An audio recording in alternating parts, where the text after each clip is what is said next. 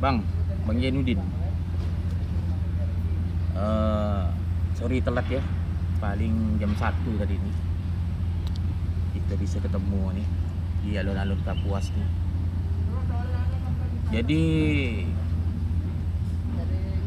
saya ini mau tanya dengan abang. Abang ini asal di mana, Bang? Saya asalnya Serawai. Serawai ini masuk Malawi ya. Malawi itu ibu kotanya Pinoh. Jadi memang ini bagian dahulunya itu wilayah Sintang. Sampai sekarang masih Sintang, tapi wilayah Malawi. Memang cukup aneh. Petanya cukup aneh. Tapi karena memang sana tempat kelahiran, jadi A sampai Z-nya itu faham lah bagaimana keadaan lingkungan daerah Malawi ini, termasuklah Sintang. Ini kakak beradik. Jadi begini, yang saya tanyakan nih, daerah abang tuh dengan daerah banjir yang terjadi kemarin ini berapa kilo? Kalau ditanya jarak ya, sudah nggak berjarak. Jadi tempat saya juga tergenang ya, daerah Malawinya itu. Daerah Malawi itu kan ada 3 lapis, itu lapis pantai tepi Sungai Malawi itu rawan banjir, memang hampir tiap tahun langganan banjir. Yang tidak disangka-sangka itu lapis tengah yang agak tinggi, jalan tengah di kota Pinoh itu juga terendam banjir. Jadi yang aman tuh lapis ketiga yang agak tinggi, tempat pembangunan kota sekarang, tempat kantor perkantoran. Itu yang agak lumayan aman.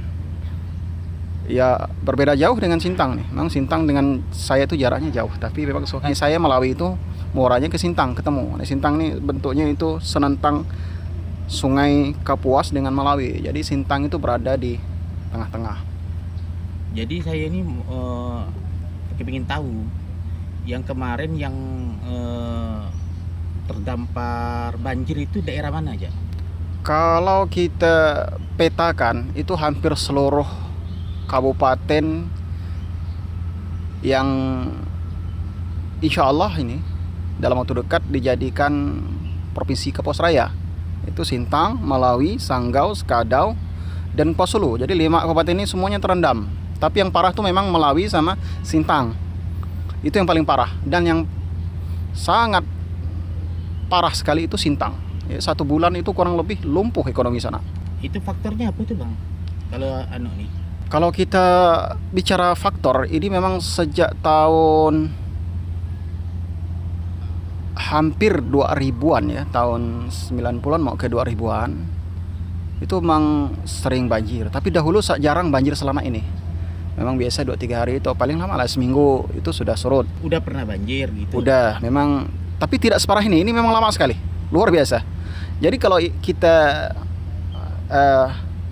petakan ya, kita lihat permasalahan ini timbul, itu banyak faktor ya. Kalau memang dahulu itu Malawi dengan Sintang ini terkenal dengan hutannya, sangat luar biasa di sana. Bahkan perusahaan-perusahaan besar itu memiliki HPH di sana, di Sintang. Seperti yang punya gedung mencakar langit di Pontianak ini, Buno Indah, itu pas itu di depan kampung saya itu perusahaannya, kayunya. Kemudian ada Barito, ada Bumi Indah Raya, dulu masa populernya itu daerah Malawi semua itu. Cuman izinnya lewat Sintang. Tapi setelah perusahaan ini habis masa izinnya, ada sebagian juga berhenti di tengah jalan dengan berbagai permasalahan karena hutan juga sudah habis. Ya, saya kira ini banyak hal ya, selain dari hutan, masalah perizinan juga dari para pejabat nih. Saya lihat banyak pejabat ini melemparkan kesalahannya kepada masyarakat karena penebangan illegal logging dan sebagainya. Sebenarnya tidak, ini jelas sudah menyalahi prosedur dari lingkungan hidup itu sendiri, salah. Kalau saya lihat perencanaan yang matang masalah hutan ini, lebih bagus programnya Pak Harto. Jadi ada yang namanya TPTI, tebang pilih tanam Indonesia, zaman beliau. Jadi banyak petani sana yang melakukan ladang ya, dalam tanda kutip ladang liar. Itu tidak seberapa parah mereka, karena setiap ladang yang ditebang itu tidak seberapa, tapi ditanam dengan karet. Nah, setelah hutan ini ditebang oleh perusahaan besar, ada perusahaan baru yang mengganti kayu-kayu tadi dengan sawit. Nah, kalau dari tinjau dari segi lingkungannya, sawit inilah pemicu banjir. Karena memang dari struktur tanahnya, sawit itu membuat tanah itu menjadi keras, tidak meresap air, tapi dia nyedot air. Nah, dan jumlah perkebunan sawit luar biasa di Sintang untuk pengembangnya sampai ke Malawi, mengalahkan tempat kabupaten-kabupaten lain. Nah, ini juga menjadi faktor lain selain memang hutannya sudah habis dibabat tadi. Ya, perusahaan-perusahaan juga sudah salah satu faktor gitu. Salah satu faktor. Faktor lain? Faktor lainnya juga ya memang ini kita masalah selain bencana alam ya masalah banyaklah kesadaran masyarakat juga. Kemudian memang pejabat-pejabat ini mengapa memudahkan, membiarkan perizinan seperti ini dan tidak dipetakan bahwa memang daerah-daerah seperti Sintang, Malawi atau daerah Landa itu memiliki sungai-sungai yang cukup besar, itu rawan dengan banjir ini. Mestinya dipetakan. Kalau ini tidak kita perhatikan dari sekarang, tidak menutup kemungkinan ini akan terjadi lagi. Berarti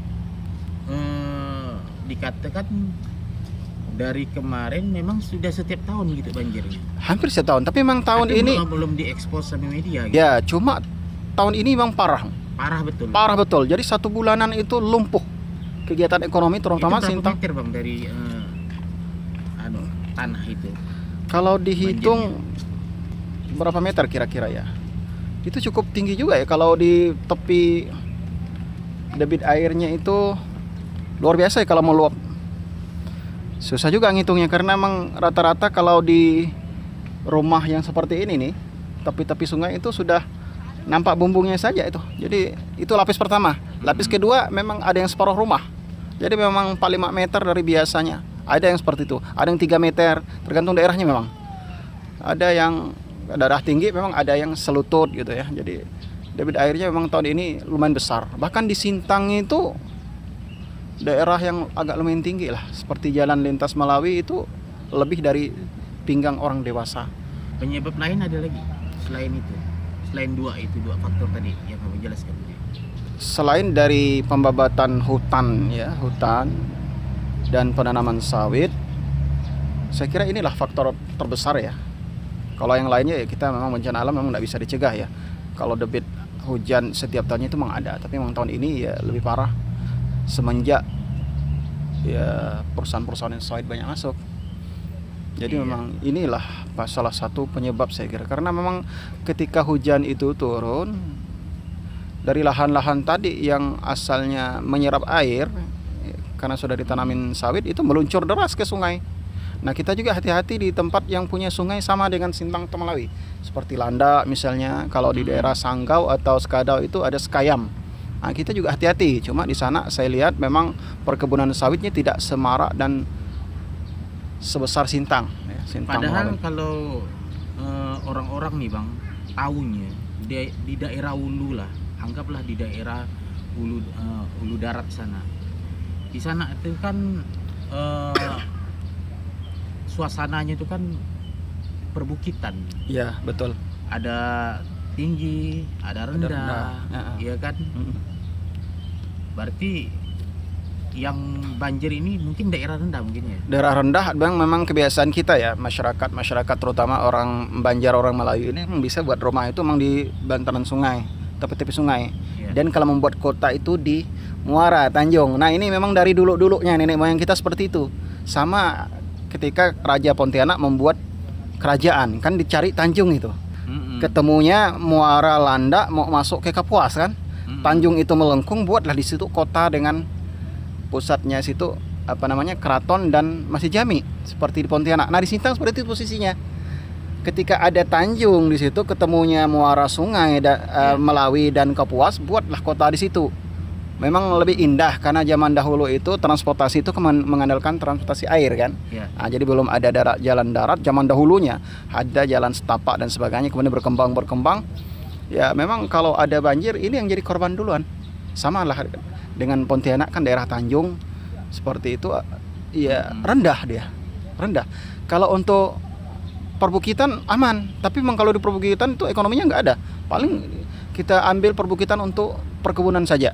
Jadi untuk langkah-langkah ke depannya ini untuk mengatasi banjir ini supaya tidak terulang lagi ini bagaimana? Langkah-langkah untuk ke depannya. Kalau saya ya ada setujunya dengan beberapa pejabat ya. Itu memang harus kita realisasikan bersama lah. Pejabat juga harus punya komitmen, jangan hanya menyalahkan dari pemerintahan daerah ya, dari provinsinya menyalahkan ke bawah, padahal memang regulasinya dari atas. Kita harus kompak.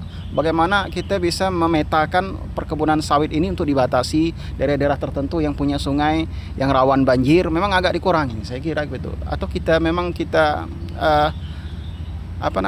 kita robah yang selama ini menjadi primadonanya masyarakat ya, daerah pedalaman, daerah hulu sana, dahulunya itu karet. Kita kembalikan lagi ke zaman karet. Ya, kalau zaman dahulu itu karet Gini, ini. Bang, gini, kalau dipikir-pikir untuk kata Abang tadi untuk mengubah daripada sawit ke karet tadi itu kayak mustahil lah. Ya, memang kalau dari Sekarang posisi yang saya dapat informasi daripada masyarakat bahwa tanah-tanah mereka itu dijual dengan perusahaan. Jadi dengan perusahaan sawit, jadi akhirnya ditanamlah sawit, kebun-kebun karet mereka itu dengan janji untuk dipekerjakanlah orang kampung itu ke perusahaan sawit itu. Tapi kalau menurut saya mungkin mustahil. Sekarang posisinya kepemilikan tanah udah di hak patenkan oleh perusahaan. Jadi solusinya bagaimana ke depannya gitu? Iya, memang sulit ya. Lagi pula masa produk sawit ini cukup tinggi ya, 25 tahun. Ya memang untuk 25 tahun ke depannya ini cukup panjang. Anak cucu kita yang mendapatkan dampak negatifnya nanti ini. Memang ya ini salah satu kelemahan kita dari masyarakat karena memang tadi terlanjur regulasinya sudah dipermudah dari atas tadi perizinannya kan. Dan jadi kalau udah masyarakat seperti itu ya tinggal menunggu dampaknya dalam jangka panjang nanti akan terjadi lagi seperti ini. Jadi ya, berarti tidak ada solusi. Kalau dalam jangka pendek ini kalau menurut saya ya memang ya secara perlahan lah ya kita coba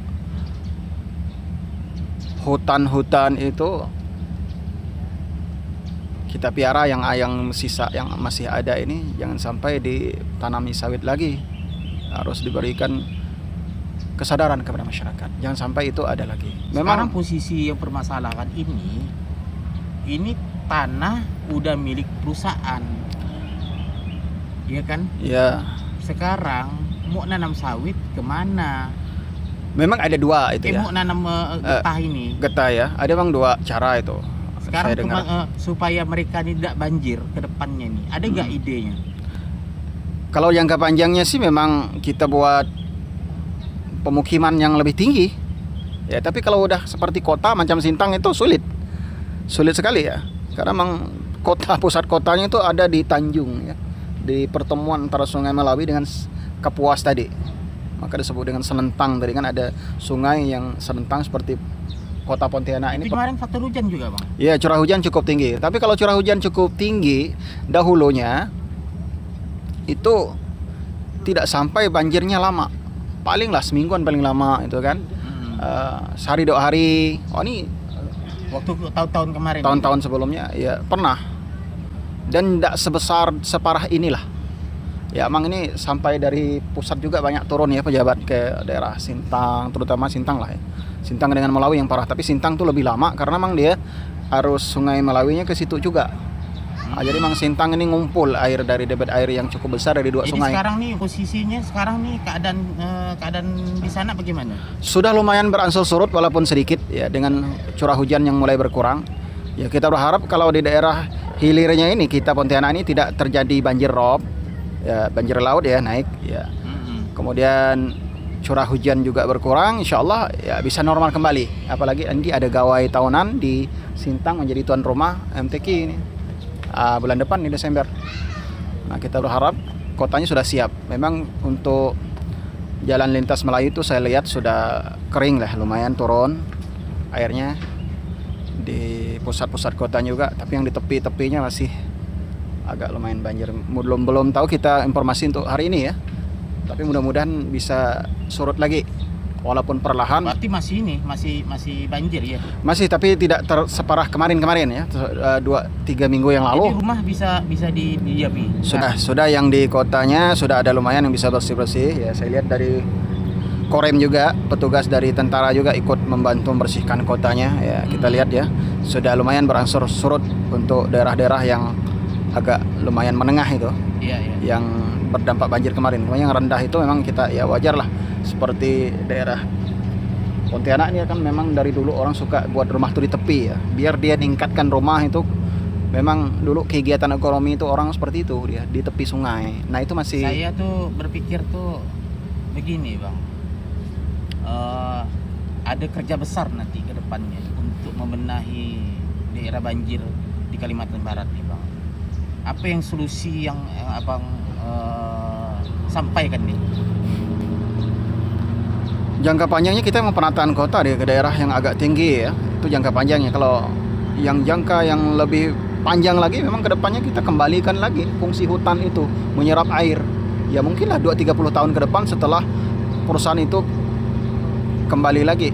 Kalau tidak akan tenggelam. Kalau tidak ya seperti ini akan tenggelam. Jadi cita-cita untuk memindahkan ibu kota negara Kalimantan itu sia-sia, karena Kalimantan rawan banjir juga dan lebih parah lama dari Jakarta kan. Nah begitu. Bahkan banjir ini saya dengar tidak hanya daerah kita Kalimantan, sampai di Kalteng juga. Karena Mangkapuas ini panjangnya sampai ke sana juga kan. Sebagiannya ada juga macam sungai-sungai di Kalteng itu seperti Katingan dan sebagainya. Banyak sungai-sungai juga di sana itu. Ya Kalimantan pun terkenal sungainya. Tapi zaman dahulu karena memang Kalimantan itu punya banyak hutan, jadi daya serap airnya tinggi. Iya. Jadi nggak pernah terjadi banjir selama ini. Banjir itu wajar karena memang debit airnya ya kan, hujan juga curah hujan tahunan. Tapi karena memang dulu daya serapnya hutannya masih bagus, masih banyak. Dan petani lagi-lagi zaman dahulu kalau pindah ladang mereka tanam dengan karet. Nah sekarang kan ladang sudah nggak ada, jadi kebun semua. Nah cuman ada 2 keuntungan saya dengar. Tidak semua dijual seperti itu. Ada yang sistemnya bagi hasil. Jadi lahannya dipakai perusahaan dengan bagi hasil. Ada seperti itu. Daripada aturan tergantung. dan Benar. Orang kampung. Orang gitu kampung ya. Memang selama masa masa produktif sawit itu dipakai oleh perusahaan. Ya cukup bersabar kita. Jadi ada dilema juga yang saya dengar dari abang nih. Satu sisi ya kan, nanti kalau seandainya dirampungkan lah di daerah itu, tidak ditanami sawit lagi, jadi hutan lagi, akhirnya masyarakat tidak ada mata pencarian.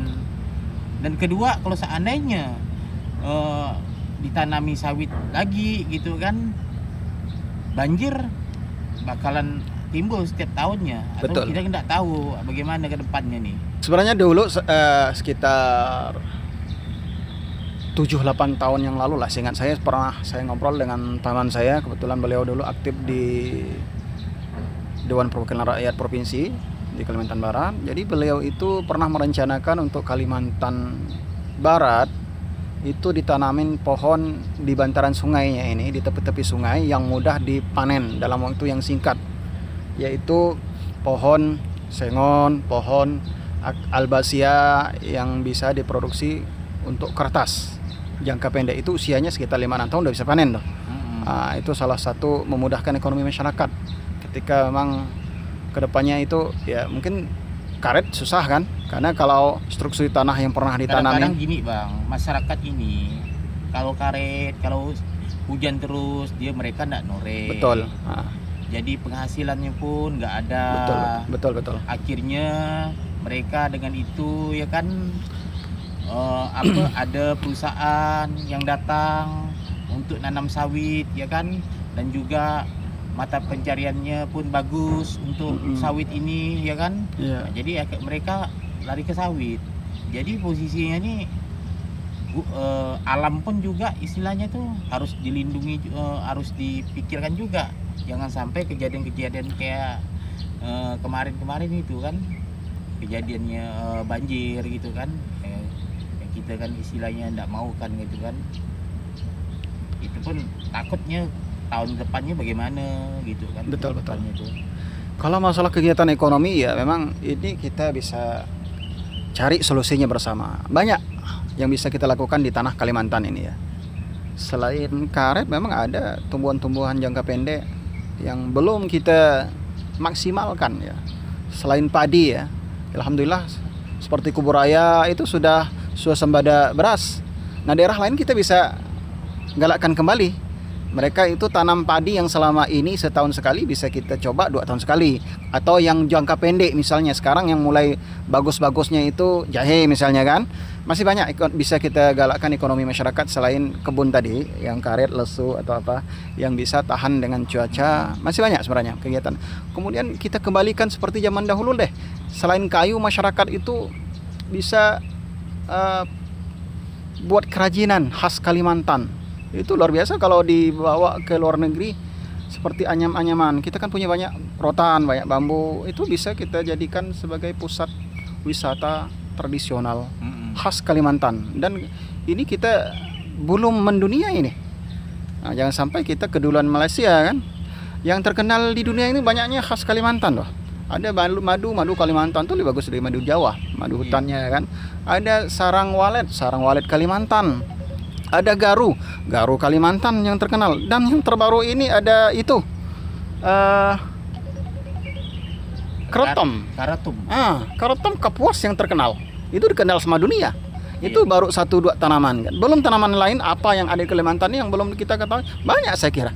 Banyak. Itu yang solusi Abang. Solusi benar. Membangkitkan ekonomi benar. Masyarakat di sana. Ya. Dan itu belum maksimal. Bukan hanya sawit aja. Betul. Banyak. Selama ini kan masyarakat daerah Ulu sana itu kebiasaan nanam padi itu setahun sekali. Nah, coba kita rubah deh pola ini. Yang selama ini kita nanam padi hanya untuk konsumsi pribadi per berasnya, coba kita beralih dari menanam untuk konsumsi dan jual. Nah, artinya yang selama ini kita bisa berladang 1 hektar, coba berladang 2 hektar.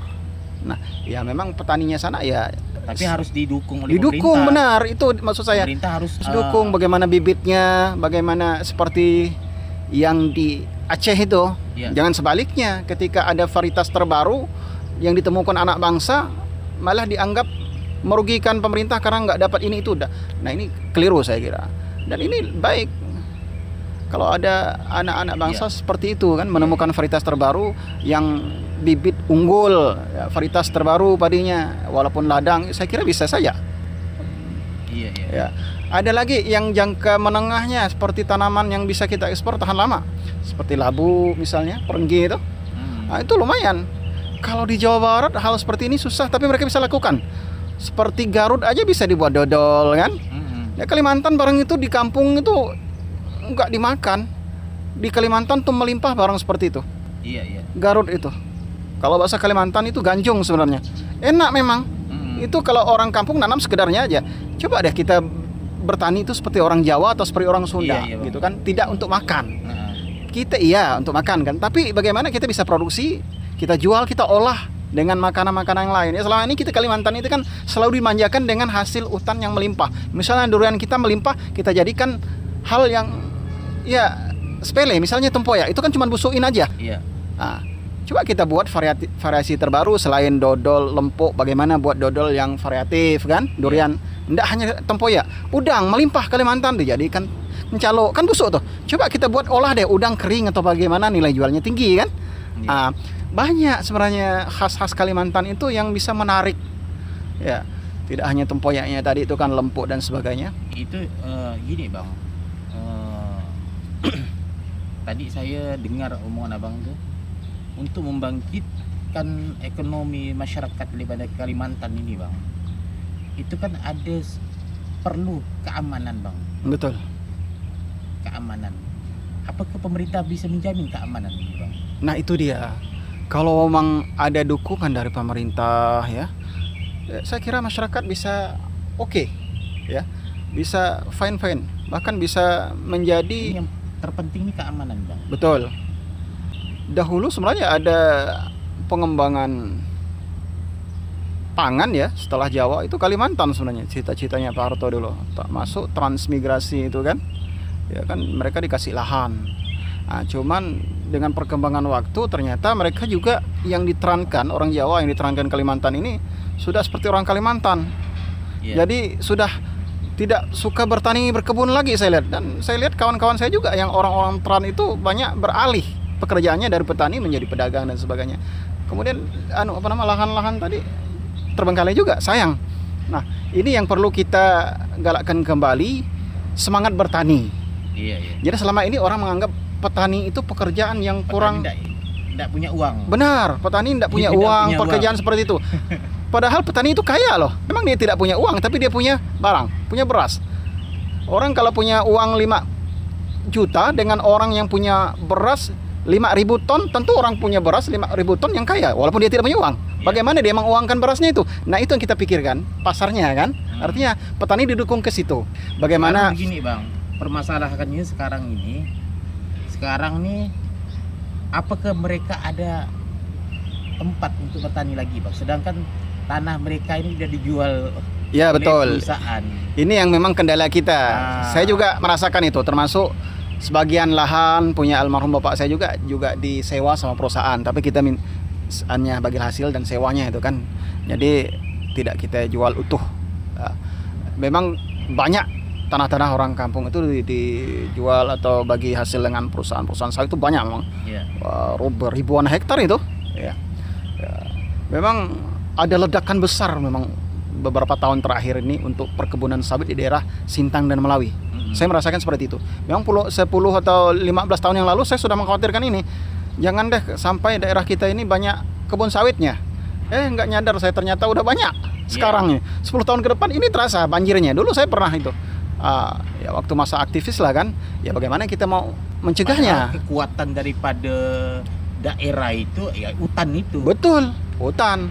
Dan selama ini memang kita itu tadi iming-imingi dengan uang dan sebagainya, tiap bulan ada ya kan, ketimbang daripada karet kalau hujan ada kendala dan sebagainya. Nah, selama ini kita bagaimana sih supaya bisa ngaret di musim hujan? Itu juga harus ada solusinya.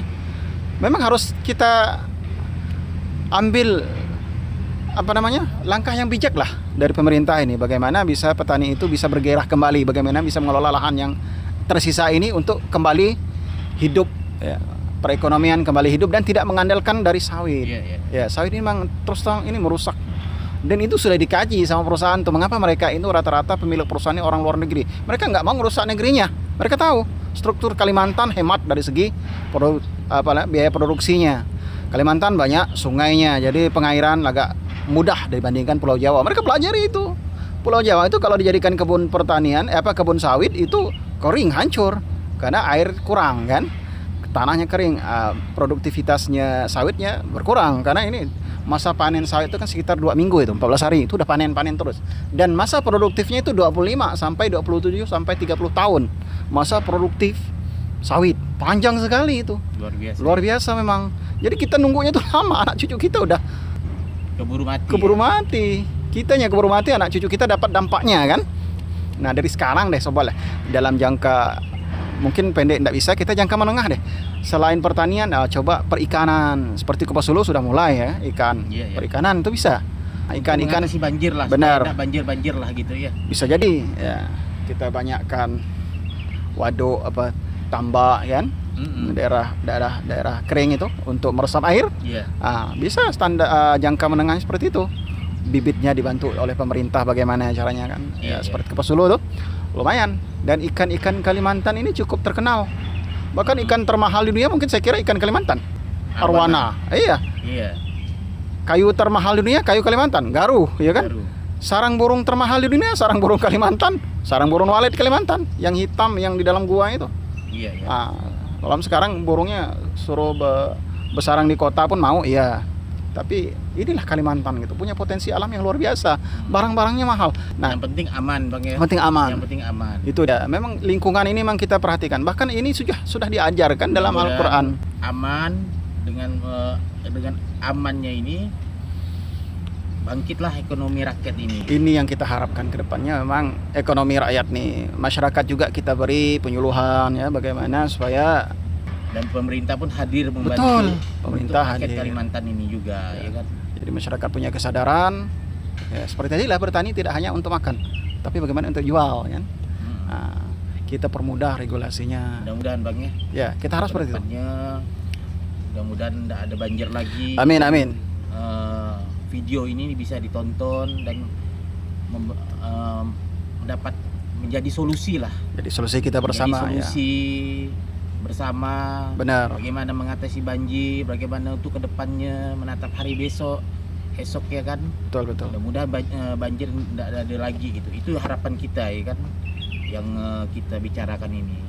Makasih banyak Bang ya. Ya, sama-sama. Mudah-mudahan panjang umur, sehat walafiat. Amin. Ya. Assalamualaikum. Waalaikumsalam warahmatullahi wabarakatuh.